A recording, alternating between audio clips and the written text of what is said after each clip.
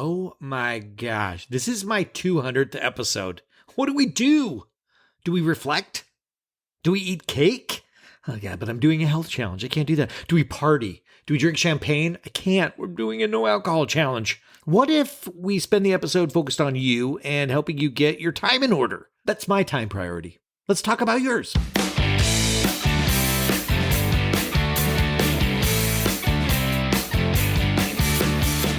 You are listening to ADHD Big Brother, the podcast for adults struggling with their ADHD and their depression and anxiety and blech. I'm your host, Russ Jones. I'm an ADHD coach, and I run the Platinum Award-winning community coaching of the same name, ADHD Big Brother. And I also have ADHD and depression. It's craptastic. Welcome aboard. Let's learn some stuff, laugh at some stuff. And ladies and gentlemen, here's some stuff. Welcome to the show. 200 episodes. 2 times 100 episodes. This is a big deal. I don't know if you know this, but as an adult with ADHD, doing anything 200 times that isn't like, oh, how many times can I put off doing my laundry? Staying consistent with a thing for years? What even is that? Adults with ADHD don't stick with stuff. We're supposed to be excited about it and then drop it when it's 90% complete. Or we're supposed to give it all up when the entire world doesn't subscribe and make us instantly successful because this was our next big thing. What? Or we're supposed to completely quit after the first unhinged negative response because that was how we felt about ourselves internally. And now finally the mirror showed up to remind us that we sucked. Well, as your ADHD big brother, I am happy to report that the mantra, even though, has worked wonders for me. Even though I felt like I sucked, I put out episodes. Even though I don't feel like I have a seat at the table of wisdom for, ADHDers, I put out episodes that I believed in.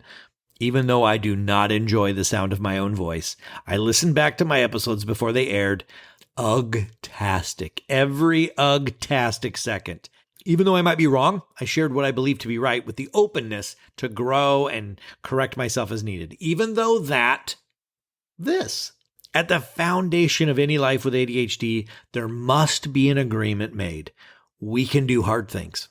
This is directly from my coaching mentor, Dana Rayburn, who has been my Jedi master in how to help adults with ADHD. She's now retired. Vaya con Dios, Dana Rayburn. We miss you. But I still have her cell phone, and I will bug her. You can't retire from me. You don't retire from me, Dana. Oh, I will find you. She's awesome. So even if you don't believe it right now, try to accept it. You don't have to embrace it. You don't have to fake anything, but you simply accept it as your potential, that you can absolutely do hard things. With the right support, the right training, with the right skills, yes, you can. Absolutely. Some of you can do it quickly. Some of you it will take more effort. Pick any hard thing you want. Ask yourself, what will it take for me to get started on this? And then if you need help getting started, I still have a webinar replay out there on how to do shitty things. It's in the public space of the community. I'll just put the link in the show notes. Watch it. And it is a way to get started on shitty tasks. Try it as an experiment. Okay, mental health report. Actually, I think I need to take a pause from it this week, not because I want a break, but because I'm writing and recording this episode along with last week's, because I'm visiting my parents, and then it's my birthday on Sunday, July 6th, and while I love you, and I think the world of you, there is no fucking way I'm spending my birthday sitting at my computer talking into a microphone. No thank you. No thank you. Thank you very much, but I'm going to take a pass. So if you want to know my mental health, all you got to do is listen to last week's episode. That's my School Spaghetti Report. This episode is a good example of how to have command over your time. This episode, meaning this is my 200th episode. I've done the work. I already have a true calendar system. It's magnifique. Not to brag, but I'm pretty dialed in with my calendar. Is it flawless? No, it's not. Good catch. I have still missed appointments. I have still improperly planned. There's no, I have a calendar, therefore ADHD will never touch me again. I'm cured. ADHD is everywhere. It's everywhere and nowhere. It's watching you right now. As soon as you put your wallet down, it's going to grab it and put it underneath a pile of papers that you'll never move when you're looking for your wallet, because why would it be under there? There's no reason. ADHD's everywhere. But so what? I'll lock eyes with ADHD. I know where my time is, I know where it goes, and the spaces that I can put things. But how do I know what to do? What if I have a billion things to do and I can't figure out my priorities? So I've been doing this for a while.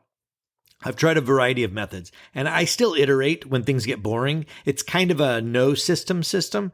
I prefer a more sloppy approach to my prioritization. It helps me to feel more free, but it also requires that I do the things that I say I'm going to do. So let's take a zoom out approach to this, and I'm going to give you some things to try. But again, as I mentioned last week, you have to try it. You can't simply imagine whether it'll work or not. And this is a powerful skill that many of us have with ADHD. We have this capacity to look at a methodology and come to a conclusion without putting effort to try it. You're like, this isn't going to work for me because I know me. I know myself and it won't work. I've said that so many times. So my appeal is, can part of this process please be that even though, like, you know yourself, even though you know your historic data points are shitty, don't poo-poo a system until you have consistently tried it for 30 days. 30 days where you did the thing in a row or as close to in a row as possible. And if you're unable to do a thing for 30 days, then please revisit the webinar on how to get started on shitty things. That's a different ADHD hurdle. Get an accountability buddy, join our community, daily accountability. Get on the other end of that. Why 30 days? Some people are going to say, give it 7 days, give it a couple weeks. I like 30 days. I mean, I don't like saying give it a month because then nobody's going to start it until the first of the month. God, we love clean starts, don't we? But if you're thinking about it and it's July 10th, what are you going to do? Wait 21 days until August 1st to start the thing? Just say it's a 30-day challenge. We can start tomorrow. 30 days is good. This is not hard science-backed. I don't give a shit. Do 25 days. We're looking for enough time for it to work a little, suck a little, fail a little, transform us a little, give us the data points and insights that we can use to mold it to our own uniqueness. So then we can add our own seasoning to it, like now we can have a conversation about it. It also allows for things to like fall off the radar, fall off the tracks, and then get back on them. We're trying to get on the other end of, I tried it on day 1, all excited, and then I forgot.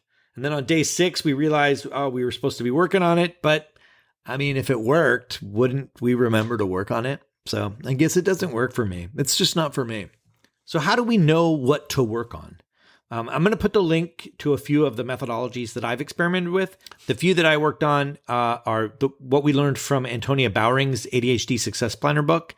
And I like Skye Watterson's prioritization filter. She came to the community and showed us how to do that. And there's various versions of the Eisenhower Matrix that work for some people. I'm not keen on saying that a methodology isn't ADHD friendly because, I mean, there's so many flavors of ADHD. There's chocolate, there's Rocky Road. This is going to turn into a Bubba Gump thing. Every single human is unique. So who am I to say a thing won't work? Who the hell am I going to be to open up my big mouth about buyout? Experiment. If you gave a prioritization method a good old-fashioned try, in a year, you could have given a great experiment to 12 different methods. You know what I'm saying? You can figure this shit out. So really quickly, I'm going to promote Antonia's book, ADHD Success Planner, because it's super inexpensive, fast read, super effective. It's amazingly helpful. And we adopted her weekly planning system in the community. It works. Every week we share our buckets for accountability. Link to her book is in the show notes. And then I also want to promote Skye Watterson's prioritization filter. It's unique. And when she gave us the workshop on it, I found that so helpful. It's a great new way to look at prioritizing. We have members that are still using it. So we'll give you Skye's website as well. And you can reach out to her. She's especially great with business owners with ADHD.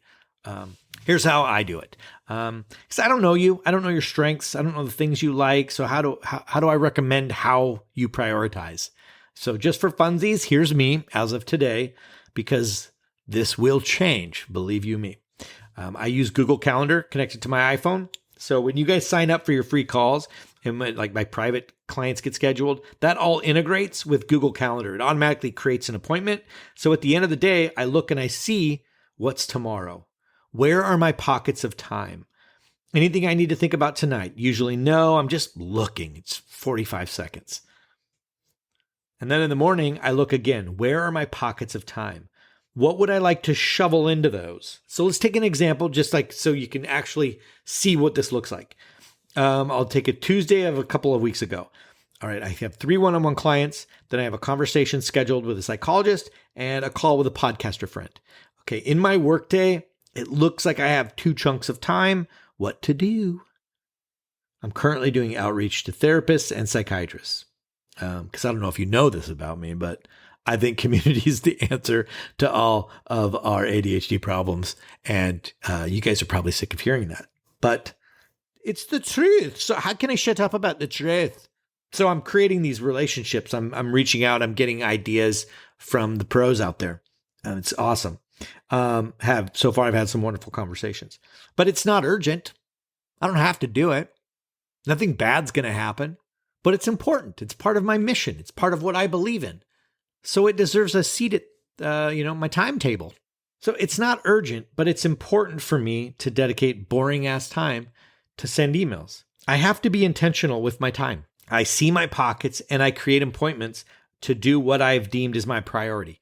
For example, 11 to 12 p.m. outreach emails. Bam, I put it in my calendar. I'll do that if I need it. Some days I can just write it in my bullet journal for the day and it's there, 11 to 12, and it'll happen. Because nobody can schedule same day appointments with me. So I'm never in danger of double booking in that respect. If I don't take command over my time, then that free hour, it fizzles. Oh, it just goes away. Like 30 minutes of fiddle farting. 10 minutes of wondering what to do. 10 minutes of browser hopping to see, if anything pops up that needs to get done. Just clicking back and forth. Click, click, click, click, click, click. I'll check my email 5 times. I'll check the community 5 times.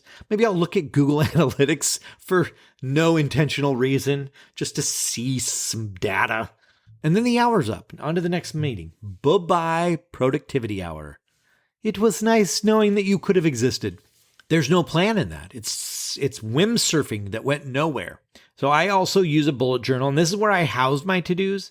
This is where I brain dump. This is my one notebook to rule them all. Part of having command over time is being efficient with the time that we do have. Spending time looking for important info, dates, phone numbers that we jotted down on a Post-it or on the back of an envelope. That is time wasted in stress and frustration.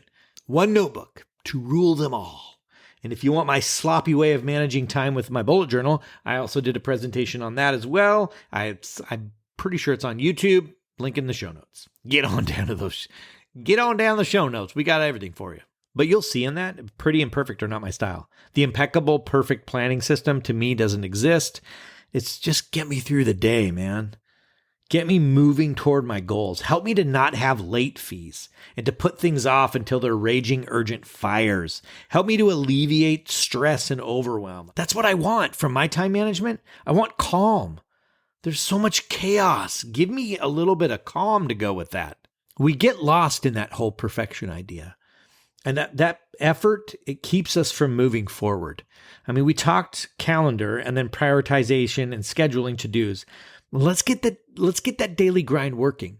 And then once that's working, let's zoom out and start talking about our week and build our month. And then from there, we can create the bigger things because we'll have a reliable methodology for going after it. Like, what good is a year-long goal if it's just a thought? If you spent 30 days getting your calendar system true, and then you spend 30 days practicing how to prioritize and plan. And then you could spend 30 days planning your weeks and then your month. And then after 90 days, you can now be like, okay, now let's do that whole thing where we dream about our 5 years. And then we can plot out our year. And then what has to happen each month to get there. But none of that will mean shit if we don't have some method of working on a priority and blocking out the time. So what good is a 1-year goal if you don't know what you're going to do tomorrow? How are we going to do that if we aren't going to feel like it, if we're going to put it off, if we have no structure around it, right? Let's get our calendar true. Let's get confident with where our time is and where it can be. Let's get that prioritization going. And then let's talk next week. We'll talk about the monthly and the weekly goals for an ADHDer. So my challenge for you guys this week is your homework. Get out your syllabus, get out your binders and your syllabus, put this in your notebook. This is your homework. Your homework is to explore the methodologies of prioritization and planning and pick one that sounds appealing to you. And then make a conscious commitment to yourself to work on that one methodology for 30 days. Work on it, even on the days that it sucks, even on the days where you're like, what's the whole point of this? This is stupid. And then on the days that it's good, and on the days that you forget, and then you remember, keep at it. 30 days. We're taking back our time here and getting confident with how to survive our days and move our needles forward on those priorities. We can do hard things. We got this. All right. Hope that was helpful. If you have any questions, I'm only ever an email away. If I can help you, I will. Goddamn right. You're goddamn right I will. And if you're enjoying this podcast, if it's helping you, please click on the share button of your podcasty platform and share ADHD Big Brother with your community. Let them know this is where adults with ADHD go to get their shit together. And I thank you very much. Plenty to explore in the show notes, so make sure you guys check those out. And with that, I hope you have a fantastic week. The next time that you guys talk to me, you will be hearing from the mouth of a 50-year-old. Good Lord. I've got the back pain to prove it. All right, have a great week, and I will talk to you later.